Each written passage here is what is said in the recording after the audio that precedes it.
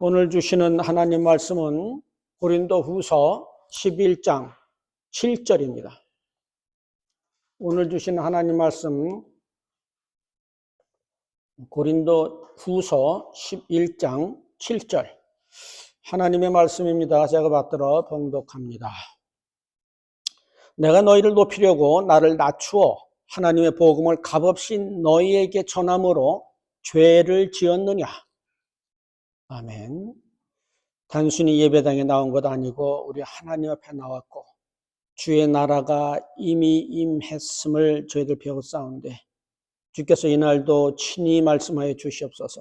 저희들 어두웠던 눈이 밝아지고 혼동스러웠던 저희들의 생각이 주의 말씀으로 인하여 밝히 교정되는 귀한 은혜마저 우리 하나님 허락하여 주시옵소서. 감사드리며 예수님의 이름으로 기도합니다. 아멘. 자, 오늘 하나님의 은혜로 이제 드디어 고린도후서 11장에 이제 들어오게 됐고요. 금방 살펴본 그 본문 말씀이 사실은 고린도후서 11장의 그 중심 구절입니다.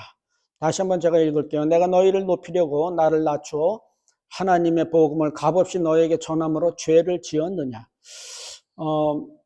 이미 이제 오늘 11장 고린도후서 11장을 설교할 것으로 이미 다 내정이 되어 있어서 집에서 이미 다 읽어오신 줄 알고 일일이 한 구절 한 구절 설명은 안 하고요.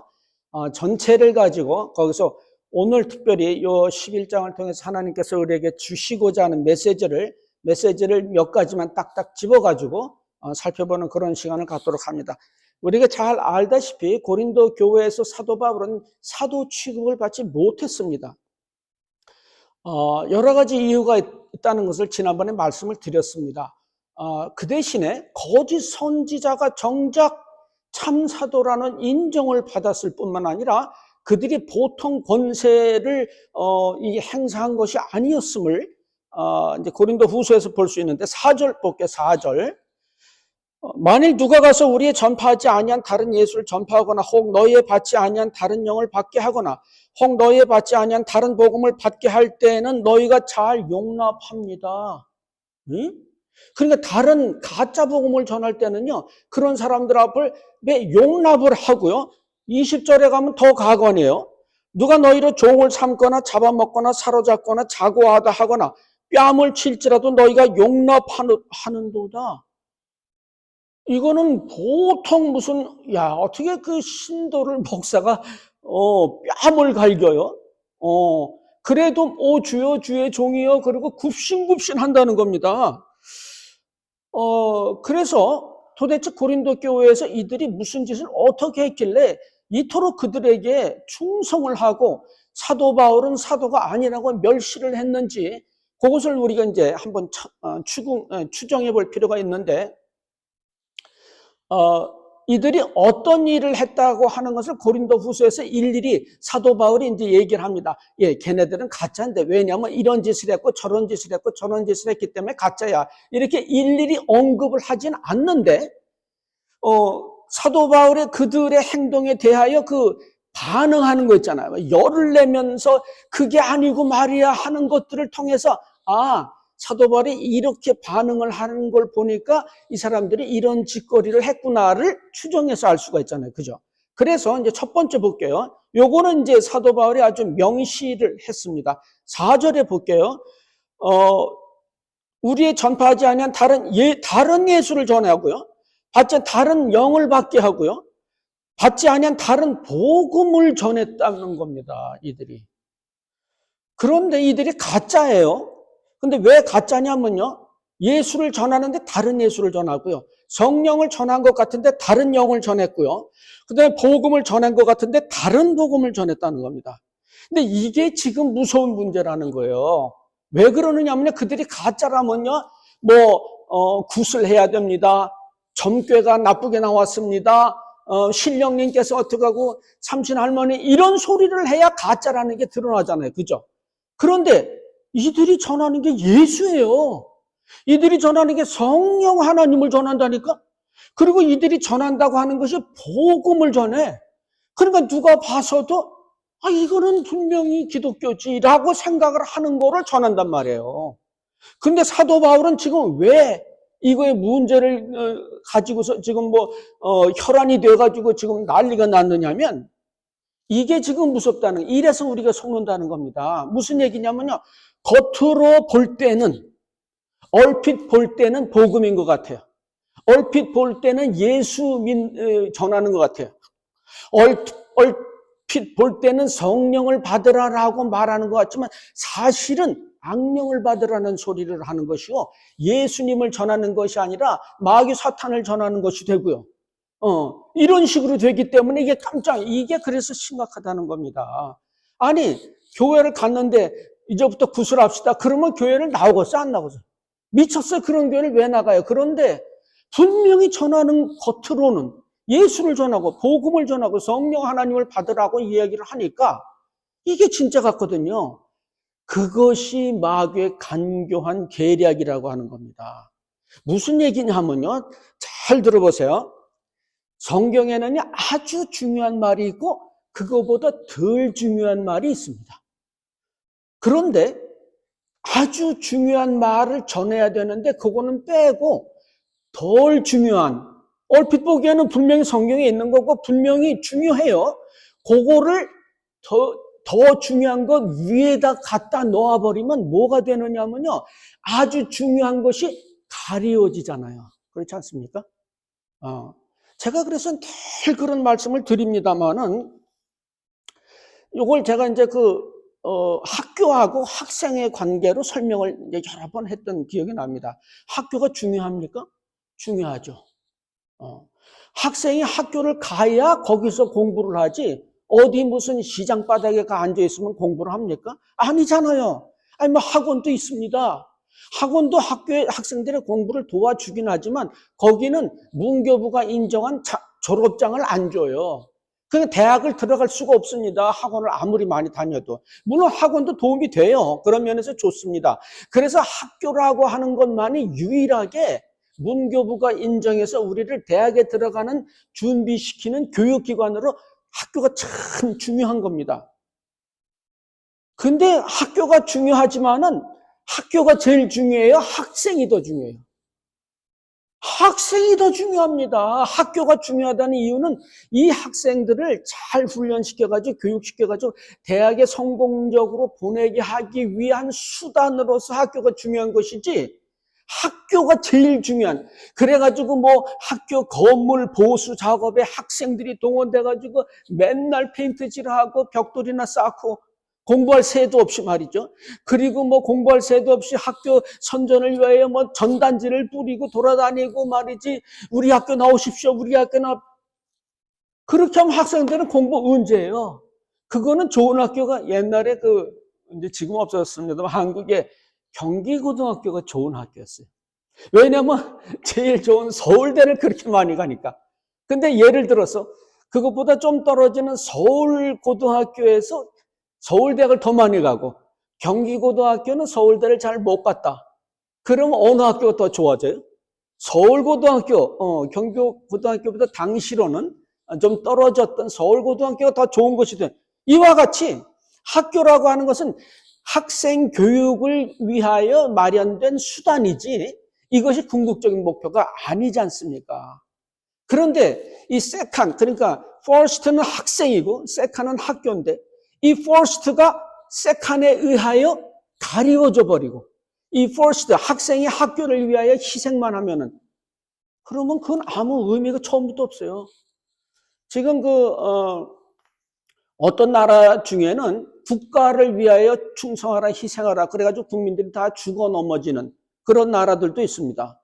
그러면 국가를 위해서 충성해야 되는 이유는 그 국가가 국민들을 잘 먹여 살리기 위하여 존재하는 것이지, 결국 궁극적인 목적은 국민이란 말이에요. 그렇지 않습니까? 그런데 국가가 정부를 위하여 국민들의 피를 다 빨아먹고 국민들은 다 죽어 자빠져 있고, 그러면 그게 무슨, 교회도 지금 마찬가지입니다. 교회를 하나님께서 세우신 것은 한 인간의 단체 중에 교회처럼 거룩한 단체, 교회처럼 귀한 단체, 하나님이 직접 세운 단체는 없습니다. 정부보다도 더 귀한 것이 교회입니다. 그럼에도 불구하고 교회를 세우신 이유가 뭐예요? 우리 천국 보내기 위하여 우리를 훈련시키고 하나님의 말씀 배우게끔 하기 위하여 하나님이 예수님을 통해 직접 세우신 것이 교회잖아요. 그런데 지금 거꾸로 되어버렸어요. 자, 교회가 중요합니까? 신도가 중요합니까? 우리가 없으면 교회는 의미가 없어요. 학생이 없는 학교하고 마찬가지입니다. 국민이 다 죽어버린 국가하고 마찬가지라고요. 교회가 너무너무 중요하고 너무너무 귀한 것이 거룩한 곳임에도 불구하고 이것조차 우리를 천국 보내기 위하여 하나님께서 예수님까지 희생시켜가면서 예수님이 더 중요해요? 우리가 더 중요해요?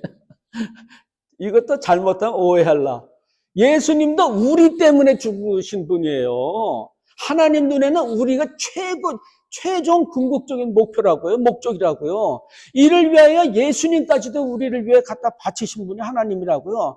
그분이 죽으셔서 이제 교회를 세우는 이 교회가 중요해요. 우리가 중요해요. 우리가 나락으로 가버리면 교회는 아무 의미가 없는 거예요.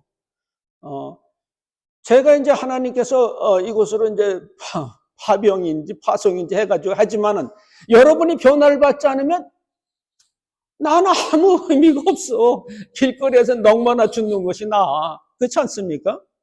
그런데 현대교회에서 교회를 강조를 하잖아요. 죽어도 교회에 와서 죽읍시다. 교회에 충성하십시오. 잔뜩 얘기하니까 그거 나쁠 것 같지 않아요. 그죠? 교회 하라니까 얼마나 그 좋아요. 그럼에도 불구하고 교인이 교회를 위하여 희생하는 식의 메시지를 가리키는 것은 성경에서 사도 바울이 지금 증거하고 있는 가짜다. 왜냐하면 무엇이 중요한지를 똑바로 가르쳐주지 않기 때문에. 그러다가 교회 그래가지고 그러니까 교회 생활 열심히 해. 나가면 엉망이 돼요. 그래가지고 예수쟁이 소리를 듣게 되잖아요. 상관없다는 거예요. 교회만 잘하면 된다는 거예요. 아니요. 교회는 훈련받는 거예요. 군사가 훈련을 막 총을 어떻게 해서 훈련 받은 다음에 그 다음에 제일 중요한 건 뭐예요? 전쟁터 나가서 총을 잘 쏘고 적군의 전쟁을 잘하는 게 중요하잖아요. 우리는 여기서 훈련 받은 다음에 나가는 것이 진짜라고요. 근데 그거는 상관없어요. 왜냐하면 이것만 잘 되면 된다. 이런 메시지를 전하는 사람들은 거짓 선지자라고 성경이 지금 얘기를 하는 겁니다. 이게 지금 무서운 점입니다. 우리가 착하게 살자라는 설교를 이제 듣습니다. 착하게 살자 그러면 세상 천지에 착하게 살자 그랬는데 그게 나쁜 겁니까? 그게 나쁜 가르침이에요? 아니, 세상 착하게 살자는데 그게 뭐가 나쁠 게 있어? 그러면 세상 사람들이 말하는 착하는 건 뭐예요? 술 먹으러 가자면은 네, 그리고 술 먹으러 가고 거기서 술잔 따라 그러면 술 따라주고 술값 내 그러면 술값 내주고 언제든지 이리 오라면 이러고 가라 그러면 가라.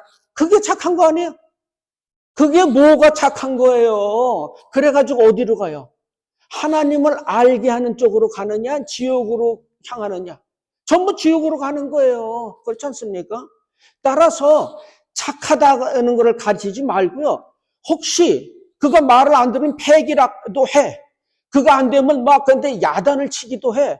그러면 착하지 않을 텐데요. 착하지 않은 게 아니라 그게 곧 하나님께로 인도하는 것이기 때문에 그게 착한 거야.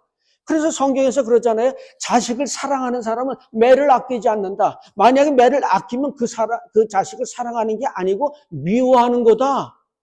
그러니까 지금 성경은 하나님께로 가는 것을 제일 중요하게 생각하고 있는데 우리는 도덕적으로 어떻게 좀 착하고 괜찮고 맨날 그런 얘기, 사랑하는 것도 그렇습니다. 그저 그냥 가서 얼마나 힘들어요. 다독거려주고 말이지. 그러면 저 사람 참 사랑이 많어. 그리고 당신 왜 교회 안 나왔어? 이렇게 말하면 저 사람이 그렇게 까탈스럽고 그거 이상해. 재수 없어. 이런다고요. 그런데 그것이 그 사람 교회로 이끌고 그 사람 하나님 앞으로 이끌고 하는 이 모든 것이 겉으로 보기에는 좀 은혜스럽지 않을지라도 그것이 사랑이라고 하는 거예요. 그러니까 사랑합시다. 어떻게 사랑해요? 그러면 그 사람이 교회를 안 나오고 그 사람이 하나님 말씀을 제대로 안 들을 때는 야단을 쳐서라도 데리고 오는 것이 사랑입니다. 이렇게 가르쳐야 되는데 사랑합시다.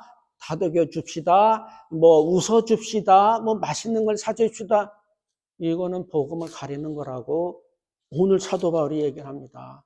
화평도 그래요. 사람끼리 서로 화평하자고요? 아니요. 그럼 뭐 싸우란 말이 그 소리가 아니고요. 성경에서 화평이라고 하는 것은 하나님과 우리가 화평하라는 얘기고 사람끼리 화평을 하라는 얘기가 아니기 때문에 분명히 좋은 말이에요. 화평. 좋음에도 불구하고 이것은 엄청난 악이 될 수 있는 것이 WCC 같은 게 그거 아니야. 불교나 뭐 마호멧을 믿거나 무슨 무당을 믿거나 뭘 믿거나 다 하나님한테 가는 건 마찬가지니 우리끼리 싸우지 말자. 그건 아니지 않습니까? 은혜 받는다라고 하는 얘기도 그래요. 하나님께 은혜를 받았어요. 그랬어? 그 무슨 은혜를 받았습니까? 모르겠는데. 도대체 자기 마음에 감동이 좀 오고 좀 울컥했다. 그러면은 은혜라는 거예요. 그런데 성경이 얘기하는 은혜는요, 그 값으로 도무지 계산될 수 없는 엄청난 것을 하나님이 우리에게 돈을 받지 않고 거저 주신 것을 그걸 은혜라고 하고 이 은혜, 하나님께서 내리신 은혜는 반드시 우리 쪽에서 어떤 열매가 나오게 돼 있어요. 그래서 하나님 말씀을 선포했을 때 그것이 은혜 받았다 그러면 그 말씀에 따라 나의 삶이 바뀌어지는 것이 나타나야 그게 은혜지. 무슨 좋은 노래나 노래 좋잖아요. 그 노래 쫙 하면은 은혜가 마음에 감동이 오는 거하고 은혜하고는 다른 겁니다. 따라서 그 겉으로 볼 때 굉장히 그럴싸하고 굉장히 성경적인 것 같고 굉장히 맞는 말 같지만 사실은 성경이 가장 최고로 우선으로 생각하는 것을 비껴가게 만드는 그 모든 것을 성경에서는 사도 바울을 통해서 그것은 가짜다라는 말을 지금 하고 있는 겁니다. 첫 번째 그래서 11장을 통해서 사도 바울이 얘기하려고 하는 것은 거짓 선지자들을 너희들 어떻게 판단하면 되는 줄 알아? 겉으로 볼 때는 좋은 것이지만 정작 성경의 핵심을 건드리지 않고 그걸 가리는 모든 메시지를 전하는 자들은 거짓 선지자다. 두 번째 이제 11장에서 사도 바울이 지적하는 거짓 선지자의 모습은 뭐냐는 거죠.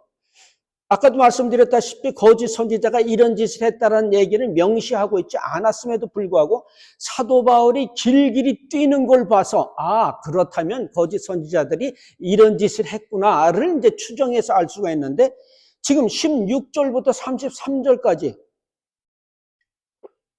굉장히 긴 것을 할애해가지고 사도 바울이 하는 얘기는 뭐냐면요.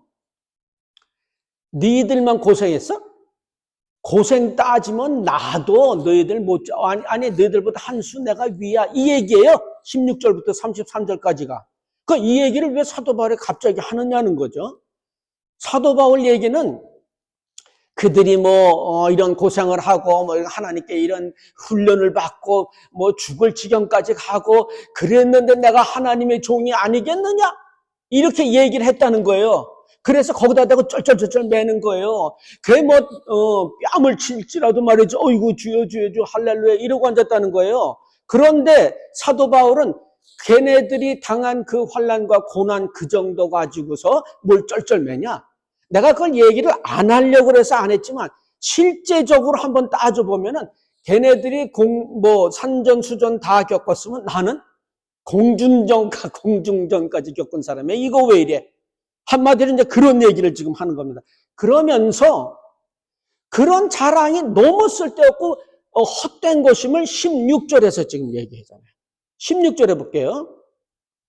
내가 다시 말하니 누구든지 나를 어리석은 자로 여기지 말라. 만약 그러하더라도 나로 조금 자랑하게 어리석은 자로 받으라. 육체적인 자랑을 하는 것은 어리석은 겁니다. 그건 할 필요가 없는 거예요. 근데 거짓 선지자들이 육체적인 자랑을 함으로써 그 사람들의 영혼과 혼을 다 뺏고 앉았으니까 그러면 나는 얼마나 더 육체적으로 자랑할 것이 많은지를 얘기하기 위해서 그러나 그 얘기를 하면은 또 사도 바울 대단한 사람이네 이런 소리를 할까봐 이 육체적인 자랑은 어리석은 거야. 헛것이야. 그런데 굳이 너희들의 덕을 위하여 내가 얘기해. 17절. 내가 말하는 것은 주를 따라 하는 말이요. 오직 어리석은 자와 같이 기탄 없이 자랑. 하나님이 그 자랑을 하는 소리 하지 않았어. 그런데 너희들 지금 그 꼴을 보니까 내가 이런 자랑을 해야만 말이 치가 막히겠구나 하는 얘기를 하는 겁니다. 따라서 두 번째 거짓 선지자의 표징은 육체적으로 자랑을 하는 겁니다. 내가 옛날에 얼마나 고생을 했고 내가 지금 얼마나 높은 경지에 오르고 있고 얼마나 많은 권력과 권세와 영광과 재력과 유명세를 가지고 있는가, 이런 모든 육체적인 자랑을 하는 이들은 가짜라고 이야기를 하는 겁니다. 사도 바울은 그것보다 더 할 수 있음에도 불구하고 그런 것들은 헛된 것이니까 그거를 하지 않는다는 겁니다. 세 번째로 사도 바울이 지금 제시하는 거짓 선지자들의 증거는 그들은 돈을 요구한다는 겁니다. 이것도 그들이 돈을 요구해 그렇게 말하지 않았어요. 근데 사도 바울이 지금 길길이 뛰면서 무슨 얘기를 하고 있느냐 하면, 나는 너희들한테 복음 전할 때 돈 요구한 적이 절대 없어. 그게 8절 9절 볼게요. 내가 너희를 섬기기 위하여 다른 여러 교회에서 요를 받은 것이 탈취한 것이라. 또 내가 너희에게 있어 용도가 부족하되 아모에게도 누를 끼치지 아니하면 마게도니아에서 온 형제들이 나의 부족한 것을 보충하였습니다. 내가 모든 일에 너희에게 폐해를 끼치지 않게 하여 스스로 조심하였거니와 또 조심하리라. 자, 고린도 교인들아, 너희들 올 때 내가 그 돈을 요구하면 너희들이 뭐라 그래? 이거 돈 때문에 저러는구나. 사람 사꾼 치고 할까봐 돈을 요구하지 않았어. 그런데 나의 부족한 것을, 그러니까 돈을 안 주니까 쓸 것이 못 쓰잖아요. 이 부족한 걸 마게도니아 사람들이 듣고서 마게도니아 사람들이 이제 헌금을 했습니다. 그랬더니 고린도 교인들이 참 악해요. 왜 그러냐면요, 지네들이 줘야 되는데 지네들이 안 주고 다른 사람한테 받았더니 8절에 탈취한 것이라고 얘기를 해버려. 탈취는요, 착취한 겁니다. 그러니까 아이고 저 사도 바울이라고는 작자 거짓 사도인 게 확실한 것이, 우리가 돈을 안 주면 국으로 가만히 있을 것이지, 또 저쪽 가서 또 빌 붙어가지고 거기서 돈을 받아가지고 이제 탈취를 하네, 착취를 하네, 이렇게 되는 거예요. 그러니까 얼마나 자기네들은 주지도 않으면서 남이 주는 것 가지고도 뭐라 그래. 저 분명히 사기꾼이면 틀림없어. 아니 어떻게 저런 사람이 우리 식으로 말해서 어떻게 삥을 뜯을 수가 있어? 이렇게 얘기를 하는 겁니다. 그 8절에 내가 보니까 내가 너희를 섬기기 위해 다른 교회에서 요를 받은 것이 탈취한 것이라. 야, 다른 교회에서 내가 받았는데 사실은 이거는 탈취한 거야. 그 소리가 아니에요. 요거는 탈취한 것이라고 생각하냐? 이 소리라고요. 그러면서 이제 7절도 볼게요. 내가 너희를 높이려고 나를 낮추어 하나님의 복음을 값없이 너희에게 전함으로 죄를 지었느냐? 그렇죠? 복음을 값없이 전하는 것이 죄니? 응? 이건 말도 안 되잖아. 오히려 칭찬을 해줘야 되는 거 아니겠니? 그럼에도 불구하고 어떻게 그것 가지고 오히려 너희들이 나를 무시하고 멸시할 수가 있니? 이런 얘기를 지금. 근데 이제 우리가 좀 생각해 볼 필요가 있습니다. 지금 뭐냐면요, 어느 사람이, 우리가 이제 간장 종지에다가 밥만 해가지고 이렇게 먹는다. 참 저는 청렴결백한 사람, 정말 대단한 분이야, 이럴 것 같죠? 안 그래요. 이제 돈이 없으니까 어떻게 행색도 초라하고, 또 교회 섬기는 교회도 메가철치 몇천 명 모이는 데도 아니고, 이제 나 같은 사람, 이렇게 비리비리 하고 있으면요, 다 무시해버려요.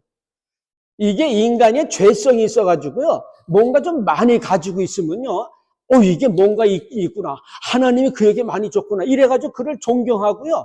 없으면은요, 사실 없을 만한 능력이 그렇게 없는 것도 아니지만은, 주의 명령이 그러하니까 그렇게 없기로 작정했으면 무시해버린다고. 이제 우리말로 이제 싼 게 비지떡. 근데 설교 시간에 한국 속담을 쓸 필요는 없어요. 그러나 성경에 그런 이야기들을 하고 있으니까 이제 얘기를 하는데, 뭘 이렇게 사양하고 이렇게 하면은 그걸 호의를 권리로 알아듣는 거 있죠. 이렇게 여기 앉으십시오. 그 의자를 끌어 이렇게 한두 번 하면요, 왜 의자 안 끌어? 내가 앉는데. 왜 문 안 열어? 내가 들어가는데. 호의를 이게 인간입니다. 그게 실제로 고린도 교회에서 일어났고요. 그래서 거짓 선지자들은요, 자기가 말씀을 전하면서 이거는 하나님의 말씀이니까 돈 내라고 하는데 뭐가 있겠지? 뭐가 없는데 저렇게 큰 소리 칠 수가 있겠어? 옛날에 부흥회가 한국에서 한창 있던 70년대 강남에서 잘 나가는 부흥사가 있었어요.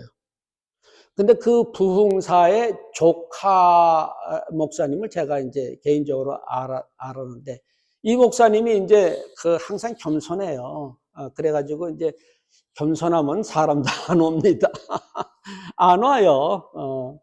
그런데 이제 삼촌 목사님이 그러는 거야. 야, 목회를 하려면 사기를 치더라도 당당하게 이렇게 했다는 거예요. 그러면 다 넘어가. 그래서 실제로요, 바글바글 했어요. 그 교회의 교인들이. 이게 인간의 죄성이라는 겁니다. 성경에서 하는 얘기는 뭐냐면, 복음은 하나님께서 거저 주셨기 때문에 복음을 전할 때 값을 받는다, 안 받는다? 받으면 안 된다는 겁니다. 그럼 어떻게 먹고 살아? 목사는 가르칠 거를 다 가르쳐야 됩니다. 교회가 먹여 살려야 됩니다. 그런데 교회가 상황적으로 못 먹일 만한 그런 상황이 됐으면 그런 굶어 죽냐? 굶어 죽습니까? 여러분이나 목사나 다 절대 안 굶어 죽는 게 무엇을 입을까 먹을까 마실까 걱정하지 말라고 하나님이 다 먹이신다고.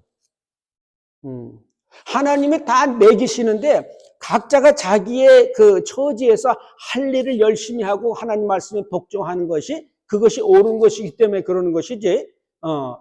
목사가 복음을 전하고 그러니까 그 값으로 돈을 아니요. 혹시 이제 돈을 받는 일이 있으면은 그거는 교회가 마땅히 그렇게 해야 되는 것이라고 성경에 써 있는데 이거를 월급이라고 하지 않고 사례라고 감사의 예의를 표하는 것입니다. 아시겠죠? 그래서 이제 이런 것들이 지금 이제 사도 바울이 지금 지적하려고 하는 것인데 중요한 것은요. 이런 말씀을 전하는데 그걸 값을 차지했네. 값을 매겨가지고 듣는 사람으로부터 뜯어내는 것은 성경에서 절대적으로 금하는 겁니다. 우리 마태복음 가볼게요. 10장. 예수님이 이제 제자들을 파송하면서 굵직한 3가지 필수 분부 사항이 있습니다. 첫 번째가 7절이에요. 가면서 전파하여 말하되 천국이 가까웠다 하고, 근데 천국이 예수님 이제 십자가 달려 돌아가시면서 왔어요. 그죠? 그래서 저는 분명히 천국 왔다고 선포했고요. 병든 자를 고치며 죽은 자를 살며 문둥이를 깨끗게 하며 귀신을 쫓아내되 어떻게? 너희가 예수님한테 거저받았잖아요. 그죠? 그래서 어떻게? 거저줘요. 복음 전하는데 돈 받지 않습니다. 말도 안 돼요. 의사는 환자 고치는데 돈 받습니다. 그러나 목사는 복음 전하는데 돈 받지 않습니다. 그래서 너희 전대에 금이나 은이나 동이나 그런 거 가지지 말고 여행을 위하여 주머니나 두벌 옷이나 신이나 지팡이를 가지지 말라. 금, 은, 동이니 지팡이니 신이니 옷이니 2벌씩 한 벌만 있으면 저는 이제 여러 벌 있어가지고 계속 찔립니다. 2벌로 만들려고 지금 애를 쓰고 있는데 잘 안 됩니다. 안에 있는 날씨가 이렇게 왔다리 갔다리 하니까 추울 때 그러면서 뭐라 그러냐면 10절 끝에 이는 일꾼이 저 먹을 것 받는 것이 마땅함이니라. 그들이 제공해 줄 거다 그 얘기입니다. 그들이 제공 안 해주면 그들은 사기꾼이다. 도둑놈들이다 이 얘기입니다. 그러니까 너는 걱정하지 말고 아무것도 소유하지 말라. 아까도 말씀드렸다시피 그런 굶어 죽습니까? 아니요. 일꾼이 먹을 것 받는 것이 당연하다고 이제 얘기를 하는 거죠. 이게 전체 성경의 사상이에요. 디모데전서 11장 11절. 뭐 또 그걸 안 썼어? 어, 하여튼 거 해놨으니까 보세요. 11절. 아무 성이나 촌에 들어가든지 이 디모데 전후서하고 디도서는요, 목회 서신이라고 해서요, 목사에게 사도 바울이 주는 그 편지예요. 그래서 신학교에서 이제 이런 질문이 하나 나왔어요. 목사에게다가 주는 서신서를 일반 신도에게도 설교할 필요가 있느냐? 있다는 겁니다. 왜냐하면 이거는 목사에게만 해당되는 건 아니고 일반 우리 성도들에게도 다 해당되는 것이기 때문에 이거를 선포해야 된다라는 이제 얘기를 하는데, 자, 디모데에게 지금 사도 바울이 뭐라고 하냐면 11절에 아무 성이나 촌에 들어가든지 그 중에 합당한 자를 찾아내 너희 떠나기까지 거기서 머물라. 신앙 있는 사람 집에 가서 거하라, 그 소리예요. 합당한 자. 또 그 집에 들어가면 평안을 빌라. 그 집이 그것에 합당하면은 너희 빈 평안이 거기에 임할 것이요. 만일 합당치 않으면 그 평안이 너희에게 돌아올 것이니라. 그러니까 목사는 어느 집에 가든지 무조건 평안을 빌으면 돼요. 근데 어쩌다가 정말 평안을 받을 만한 집이면 거기 가는 거고, 아니면 다 나한테 온다니까 얼마나 좋아. 그냥 평안을 막 빌면 됩니다. 자, 14절. 누구든지 너희를 영접지 않고 너희 말 듣지 않으면 그 집이나 성에서 나가 너희 발에 먼지를 떨어. 우리는 자꾸 그가 들을 때까지 하겠다. 뭐 끝까지 사랑으로 하겠다. 근데 주님은 정작 그 소리 하지 않아요. 말 안 듣지? 나가버려. 근데 왜 나가버리냐면 15절. 내가 진실로 너에게 이르노니 심판날에 소돔과 고모라 땅이 그 성보다 견디기 쉬우리라. 곧 이 집에, 이 도시에, 이 도읍에 하나님의 저주가 임할 것이니까 너는 빨리 그 자리를 피해. 이게 두 번째 제자들을 파송하면서 예수님이 내리신 지시사항이고, 세 번째 지시사항은 16절에 나오죠. 보라 내가 너희를 보냄이 양을 이리 가운데 보낸 것 같다. 그러므로 너희는 뱀같이 지혜롭고 비둘기같이 순결하라. 이 목회는요, 어떻게 좀 사람들의 기분을 좋게 해가지고 사람들을 어떻게 교회에 많이 끌어모으나 그런 차원의 얘기가 아니고요. 사단의 소나기에 사로잡힌 그 불쌍한 영혼들을 그 소나기로부터, 사자의 입으로부터 끌어내는 대단한 그 전략이요, 작전인 겁니다. 그래서 굉장히 치밀한 작전을 세워야 될 뿐만 아니라 감정이나 정에 흔들려서는 안 됩니다. 아이고, 저렇게 하면 저 사자가 이빨 부러지지 않을까? 저 마귀가 손가락 부러지지 않을까? 이런 걱정하지 말라는 겁니다. 이거는 엄밀히 말하면 군사 작전이어가지고 철두철미한 계획과 전략에 의하여 움직여야 되는 것. 그래서 뱀처럼 지혜롭게 해야 된다는 겁니다. 어쨌든 예수님이 제자들을 파송할 때 세 가지 지시사항을 특별히 내리셨는데 그 중에 가장 먼저 나오는 게 뭐예요? 복음은 돈으로 전하는 게 아니야. 돈 받지 마. 돈으로 차지를 해가지고서 복음을 전하는 건 그거 아니야. 이건 디모데전서 6장에 또 나와요. 7절. 우리가 세상에 아무것도 가지고 온 것이 없으면 또한 아무것도 가지고 가지 못하리라. 우리가 먹을 것과 입을 것이 있은 줄 족한 줄을 알 것이니라. 부활이 하는 자들은 시험과 올무와 여러 가지 어리석고 해로운 정욕에 떨어지나니 곧 사람으로 침륜과 멸망에 빠지게 하는 것이라.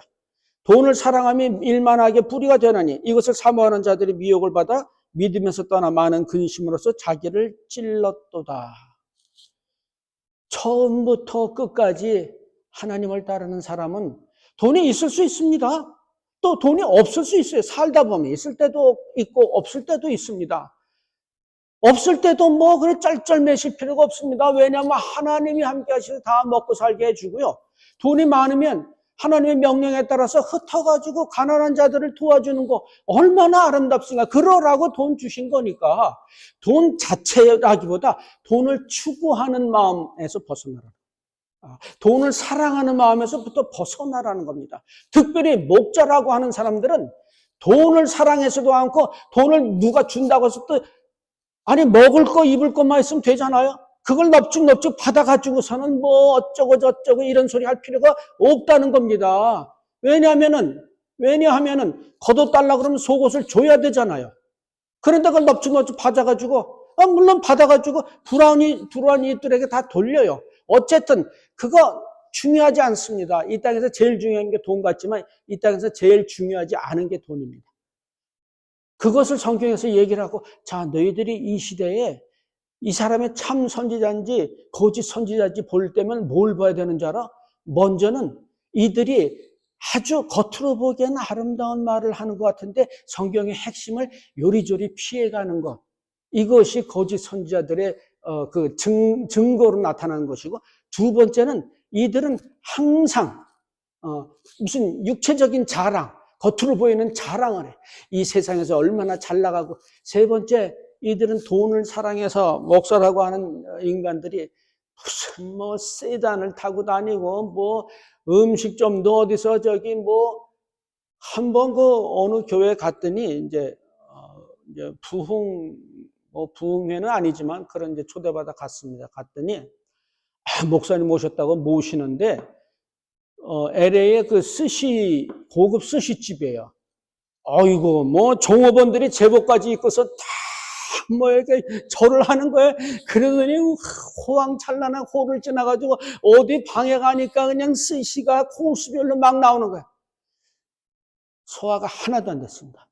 그럴 뿐만 아니라, 뭔 담임 목사라고 하는 놈이 교인들 돈 가지고 이러고 앉았는가, 그런 생각이 들어가지고, 조금 있다가 대충 그 교회에서 빠져나와버려요. 가짜입니다. 성경이 그렇게 말을 하고 있기 때문에 복음은 값이 없습니다.